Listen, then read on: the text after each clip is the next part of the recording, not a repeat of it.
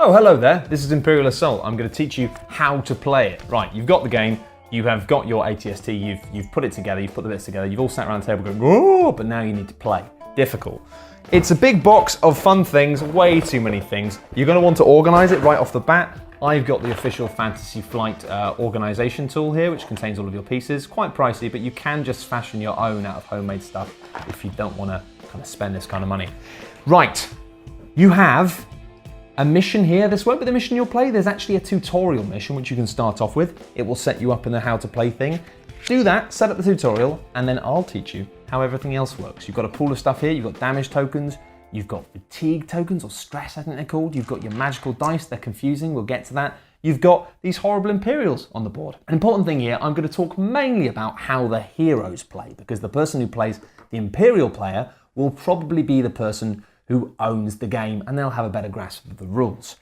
One thing you should note though, one of the first important things you do in Imperial Assault is choosing your characters. You choose which of these lovely people in the box that you each want to play as, and then the Imperial player will choose what kind of Imperial git they want to be. There are 3 different flavors in the base game. You have military might, which is kind of the vanilla, you are stormtroopers, fun, fun, fun. Technological superiority, which gets slightly more complicated, but it's still not too crazy.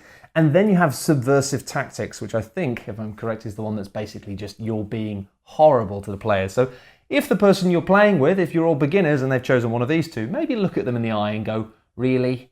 Really? But we'll come back to the Imperial stuff later. Let's start off with a mission. When you've set up the map, this little marker here, this blue thing, is your entry point for your heroes. So you've chosen your characters, you've got your little sheets in front of you, and then you each put your little characters around this area somewhere. So you go there, you go there, you go there. But you all have to be as close to it as you possibly can. Once you've all set up outside the interaction, that's not a thing. Once you've all set up outside the point where you go in, you each take it in turns to have a go. Who goes first? That's entirely up to you. What a fun choice. So let's just say that we've talked about it with the heroes and I've decided that Jyn O'Dan, basically Lady Han Solo, is going to go first. So she's going to look at what she can do. Now she can do a bunch of things. She can move, she can attack, she can interact with things, she can rest, and she can dance. No, that's not true. She can't dance, but I can't remember what the final thing is. I'll look in the manual. Oh, the 5th thing you can do is a special action, but that's special, so we'll come back to it later. Out of these 5 things, in your turn, you can choose to do 2 of them. Now, you can do any combination you like. The Imperial player can only attack once per action, per turn. That's important. They can move and shoot, or shoot and do something else, but they can't shoot twice or attack twice. Heroes can. Why? Because they're heroes. This is how games work. Let's start with movement. So this chap has a speed of 4, which means if he chooses to move as one of his actions, he can then use 4 movement points. This is crucial. I'm not saying he can move 4 spaces. He can use 4 movement points. Now, what does that mean? Well, it's very simple. It means he can move 1, 2, 3, 4. And if you watch that carefully, you'll notice you can move diagonally. So I could have gone 1, 2, 3, 4, or 1, 2, 3, 4. Diagonal movement still counts as 1. That is fine. However, what's really cool about movement is you don't have to spend it all at once. You can go 1, 2, and then you can choose to use your second action to say shoot, and then you can go 3, 4 afterwards. That's really important, also really cool. The final thing that's really important to remember with movement is whilst you can move diagonally, you can also move through your own pieces, through your friend's pieces. So you can go 1, 2, and that doesn't count as anything. That's just you going 1, 2, no penalty. However, when you're moving through enemy pieces, you can do it, but there's a penalty. It costs you 1 extra movement point. So this would be 1, 2, 3. So, but if you can move through them, that's still just going 1, 2. You can dance around. But if they've set up a blockade, then it means you have to spend an extra movement point for every time you do it. So if you have to go to 2 people, that's going to be a total of 4. Probably not going to want to do that. Attacking is a little more complex. I'll come to that in a second. So interacting, easy. You can interact with things when you are standing on them or next to them. With doors, obviously, you can't stand on a door. Please don't. You'll get kicked out of furniture stores. But you can stand next to consoles or on them, etc., etc.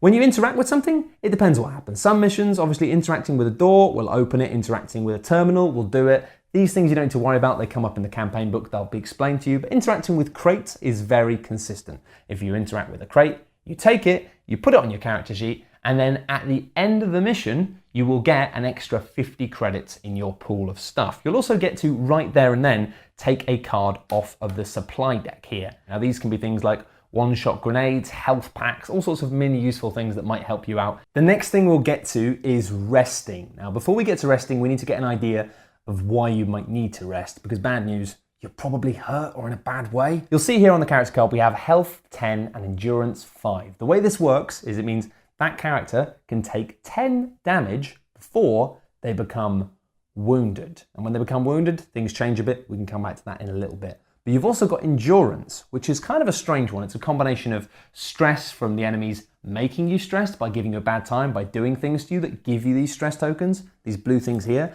but also from using your own abilities. And the idea is each mission you go into, you start off very fresh and clean, but as you go, you slowly get ground down by A, the enemy, and B, doing cool things. You're cool guys, enjoy it, have fun. The way it works in terms of resting is it means that, let's say you've taken 3 damage and 2 stress. Whenever you rest for one action, you can take your endurance number and remove that number of stress tokens. In this case, we would go 1, 2, but we've got endurance 5, which means we have 3 left over.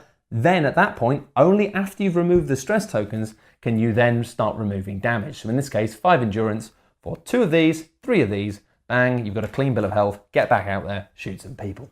Hey Matt, what happens if you take stress beyond your endurance value? Well this is a thing. Once you've taken stress that goes beyond 5, you start to take damage. And this only works if you're actually having it forced on you. So you cannot, if you've got 5 endurance and you have 5 stress tokens already on your character sheet, it then means you lose the ability to use any abilities which would give you more stress. If an enemy does something to you which adds stress, it means it just adds a damage instead, but you cannot choose to optionally take more damage and keep doing the cool things that you can do. Because each of these characters can do cool things. These cards you see in front of the character here basically give you special abilities that you can use at any time. Sometimes they just get tapped, as in like you use them once each turn, then they come back. Sometimes they're things you're going to use once per mission. It's all quite clear, it's all on the cards.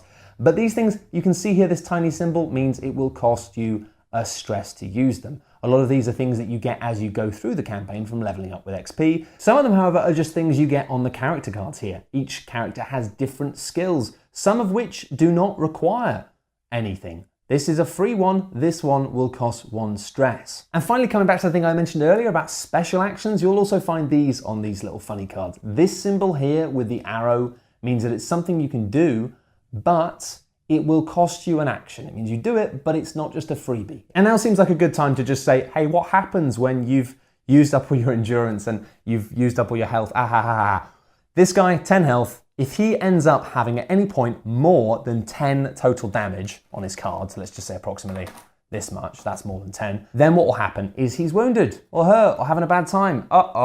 First thing you do, wipe off the whole card. It means that all of the damage is gone. However, the stress comes back. But you'll notice here, his endurance has now gone down from 5 to 4, which means even if he had 5 endurance, he would then go back down to just having 4, which is good, but also bad. The main thing here is this guy is still in the game. You can't actually really be killed in this very easily. If the baddie player, Mr. Imperial, who's doing the insulting, was to then keep shooting you and take off another 10 health, then yes, you would be completely out of the mission, but mostly it's not worth his time to do that, because the Imperial player wins if he can get all of your players flipped over into this wounded state.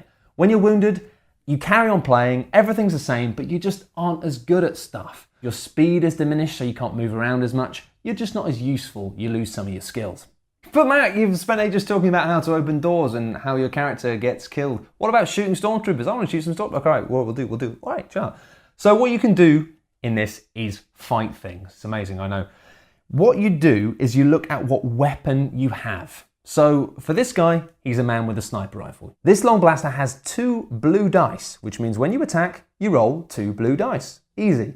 An important thing as well is it has an image next to it of a pistol. There's a slight difference between melee combat and guns, and that is range.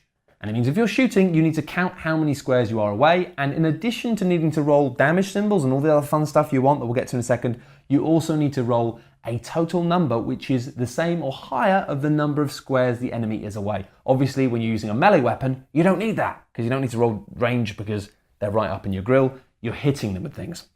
However, let's try and fire a long blaster. We take these 2 blue dice and we roll them. Oh, that's not bad. So what we've got here is... And then what we would have in return is the stormtrooper that he's shooting would take its defense roll. There are 2 types of defense dice in this game. You have black dice, which are basically represent armor in a way, this idea that you're just soaking up damage, so you get rolls like this of, oh, that blocks 3. These triangles mean they each block 1 damage. So if you rolled this dice and got that, 1, 2, 3 damage, blocked by 1, 2, 3, brilliant, fine, nothing there. And you also have the white die, which is more kind of representative of being evasive and wily, and it's kind of the sort of thing. So stormtroopers have armor, Jedi things have white dice for magic dodging. This symbol here is removal of a surge. Now, surge is something we'll come back to in a second, but for each one of these, you would remove 1 surge icon from their roll, effectively. The final cool thing about these dice is the black die soaks up damage with the triangles, removes surges with the sort of circle thing, and that's it. But the white die does similar stuff. It soaks up less damage, has more surge removal, but it has a 1 in 6 chance of rolling this. Boom! That's a dodge. That's a straight dodge. If you roll that, doesn't matter how much damage they did, doesn't matter anything, it just doesn't touch you. And that's the point where the whole table erupts with "Ah!" while the Imperial player sits there going, "Ah, you damn children." It's fantastic. It's probably the best thing in Imperial Assault. And these dice are not just for the bad guys. These dice are for both teams. So it means you can actually tell what dice you need to roll by looking on either the card here, so this is a black die, this is a black die, this is a white die, or looking on your character sheet here. So we can see here that Mr. Mac, the bold renegade, rolls a white die as part of his defense. Next up in Dice Land, it's surges. Surges are particularly fun. They don't do damage on their own, but they allow you to do things. So we have 2 damage and 1 surge. You can spend surges usually by looking at either your character sheet here or your card here. And here we can see that you can choose one of these things. So for each surge you have, you can choose 1 little bonus award.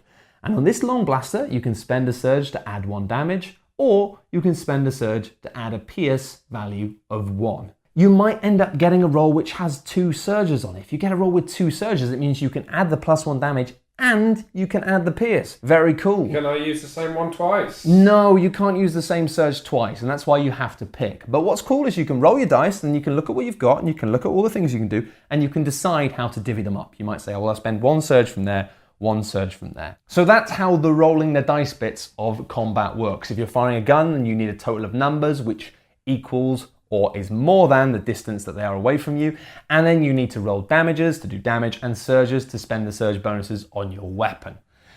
However, you've got to aim guns, and aiming in this game is actually very simple but can be a little fiddly to get your head around, so let's just cover that quickly. Working out whether or not you can hit. Take any corner of your piece, so if you're standing here, it can be this corner, this corner, this corner, or this corner, and then you have to draw a line without hitting anything else, either a wall or a character, and you need to then hit 2 of the corners of where they are. So from this one, I could go from here, and I can draw a line there, yep, and I could draw a line there. That's fine. However, it doesn't necessarily need to be the 2 corners here. You can actually draw a line through the enemy's piece, which is slightly confusing. Not through another one. So this character, for example, cannot shoot this guy because this guy is blocking all of the corners from there to there. No, there to no, it's blocked. He cannot be shot by her. However, he can be shot because you can like draw a line from here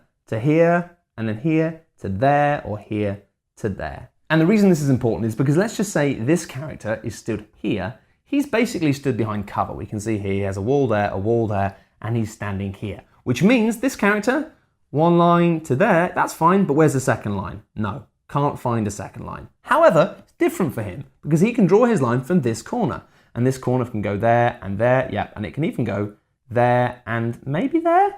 I think so. I think he can. Yeah.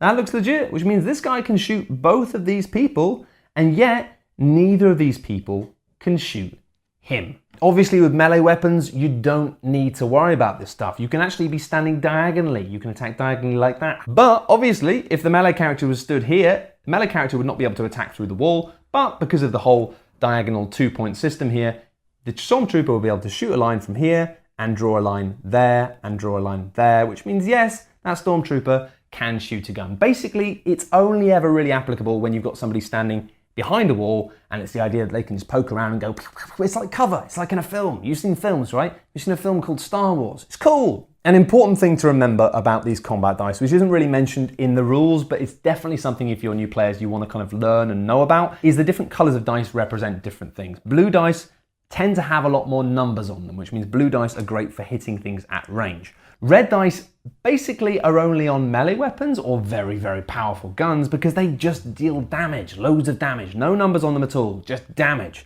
Green dice, kind of in the middle a bit of damage, bit of range, bit of surges on them, whilst yellow dice tend to be the dice that have the most surges on those. So sometimes just bear that in mind when you're choosing your gear. The dice are different. And that's all the things you can do on your turn. You can do 2 different things. You can shoot twice, you can move twice, you can do 2 actions, you can do any combination of things you want as a hero. After you've done your 2 things, you then take this thing that's next to your character and you flip it. And that means, you're now activated. You've done your activation, that character is now done.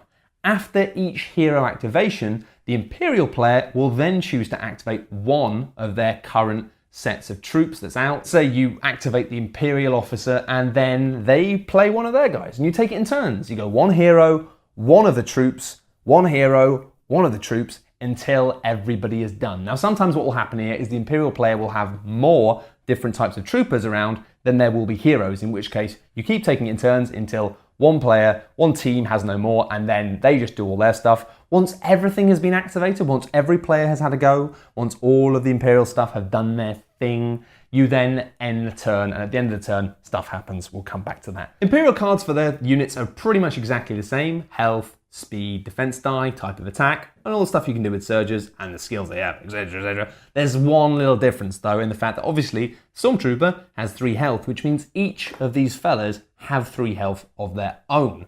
Finally, you see here at the top these numbers. These numbers are the cost of bringing these units into the field. 6 here, which means if you want a team of Stormtroopers, it will cost you 6 threat. And you track how much threat you've got by turning this and keeping an eye on it. And then when you've got enough, you spend it knocking it down again to bring more units in. The Imperial player will get more threat each turn, which means they can basically keep sending dribs and drabs of little troops at you, or they can save up for something big and special.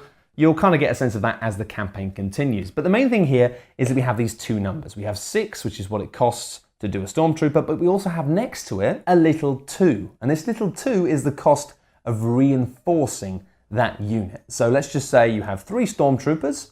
1 of them, sadly, dies. Oh, it's terrible. Let's write a letter to his mother. This Stormtrooper's dead. That's a great shame. Now, you can just spend 2 at the end of the turn in the reinforcement stage to bring back this guy, but he doesn't live with the other guys. He doesn't come back next to them. He has to come back to one of the points on the map where things are allowed to be spawned, which means he'll probably be a bit of a Billy no-mate, but that's still a thing you can do. But where are these things on the map? Let's have a look. We know where the heroes come in, but where do the bad guys come in? Ah ha ha ha ha ha. Cool thing about Imperial Assault, you as the heroes don't know what's going on because each of the missions in this game has a little map with all these details, and as you go through the missions, things will happen and you won't expect them and you'll scream and it will be fun. This is kind of a vital thing in the fact that the Imperial player has to use certain points and has to use certain things, but you won't know what they are. And they will change and you'll cry and you'll laugh and you'll have a great time.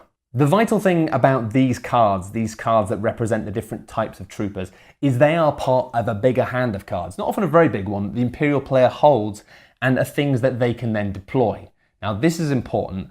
If you say have 1 set of Stormtroopers in your deployment, as it will say in the mission setup, if the Stormtroopers are out, you can't deploy more unless you have a second card in your hand that says Stormtroopers. You can't say, well, no, I just want more right now. Which means if you've got 1 left, you can reinforce, or you can wait till they're all dead and you can redeploy them. And that's all you need to play a game of Imperial Assault. So play one, get the tutorial mission up, or if you feel really confident, go for the first mission in the campaign. After you've done that, Continue playing the video, and next I'll explain what you do after you've finished a mission. Okay, so after you've finished the tutorial mission, the first thing you probably want to do is set up your campaign. There'll be instructions on how to do this in the manual, but basically you have some missions that are neutral, some missions that are bad guy chosen ones, and some missions that are good guy chosen ones. Get that set up, shuffle them all up, and then you've got your campaign. Next up, you get to spend the goodies that you've got. Depending on whether you win the mission or lose the mission, different sides will get different things, but crucially, let's start off with the good guys. They get experience and money. Money is easy. You have a shop. As you go through the campaign, after missions, you will have different combinations of things from the shop. To begin with, just level 1 gear, then level 2 gear, then level 3 gear, etc. It'll tell you how to do that on the back of the manual, so don't worry about that. Just look up where you're at, and there you go. You take 6 things of whatever combination of cards it says you're currently allowed, you put them out on the table, and the players can spend as much time as they want, have a cup of tea, choosing what they want out of a selection of goodies. Vibroblade, armored gauntlets, a DH-17. I think that's a form you get when you quit a job because of things that you did in the stock cupboard. You get to choose these things, you buy them, you share them around, and you can sell stuff as well. At any point you can sell things you've currently got for half the price of what they cost in the first place. After you've done the buying things, you then spend your XP. XP, unlike money, is not shared. This deck of cards is all of the different experience things that you can buy throughout the game. Feel free to look at them, familiarize yourself with what you've got, choose what you're going to buy next. They each cost different amounts of experience, they each do different things, your characters get better, it's sort of an RPG. Have you ever heard of these sort of things? That's what the heroes do between missions. The bad guys, slightly different. The bad guys have XP, as you saw earlier, they still have these tiny little decks of cards, just like these guys. They will improve different things. They'll give attachments and upgrades for the troopers so they can fire grenades, or maybe they're tougher, or maybe they're nicer, they're not nicer. And then you also have influence. Influence is interesting in the fact that it's not actually a case of upgrading things. These cards can be a combination of things. They get shuffled about each time the guy spends. He can draw 3 of these influence cards from his individual influence deck, which you'll have to craft, just like the mission thing. Just sit and do it, it takes a bit of time. They draw 3 and then they can choose to spend as many of them as they want using their current influence pool. The interesting thing about these is sometimes these influence cards are one-off improvements for characters, things that just make you slightly better, things that can just throw a spanner in the player's works at any point. However, some of these influence cards are forced missions, fantastic things that you can throw into the mix and say, hey, you've got to go and do this mission right now, and if you don't, then bad things are going to happen. Oh, you're in a pickle, etc. So influence, kind of strange. Don't look at it. If you're the bad guy, look at it. If you're the good guys, don't ask to look at it. Surprises are fun. And that's it. Only thing left to do is choose your next mission. You get a handful of little cards drawn out. You choose which mission you're going to play next. You play another mission. Takes a while to set up. Be patient with the Imperial player because obviously the manual bit with the mission set up has all the secrets in it, so you can't help them. Just let them do it. You go and have a cup of tea or something. Enjoy yourself. Imperial Assault is amazing fun. But do remember one final important rule. If you're in charge of the Imperials, you're in charge of the game. You have to be partly a dungeon master, which means if you keep beating them, and they're just not going to have fun. So work out ways that you can either be slightly giving them a little bit more experience or a little bit more money, or just maybe making it a bit easier on them. The enjoyment of the galaxy lies within your hands. So good luck, Luke. Have fun.